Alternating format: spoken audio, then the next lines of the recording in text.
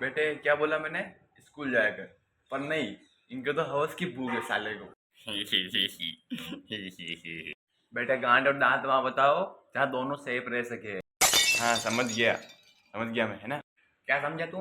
है यही कि जहाँ दांत और गांड दोनों सेफ रह सके। हाँ चल अब मुर्दे पे आ।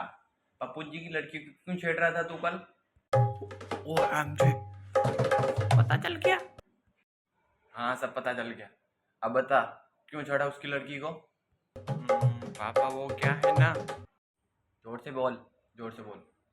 हाँ कैसे वो क्या है ना पापा, मुझे वो प्यारी लगी ना तो इसलिए मैंने उसको छेड़ दिया। रामी, मेरी 36 साल की उम्र में तूने रिकॉर्ड तोड़ दिया है? रिकॉर्ड तोड़ दिया तूने मेरा। मतलब पापा आपने भी काम करके छोड़ दिया है ना? साला बाप पर शक करता है, तुझे आज छोड़ूंगा नहीं मैं। सॉरी पापा, गलत शक कर लिया। बेटा सही शक किया।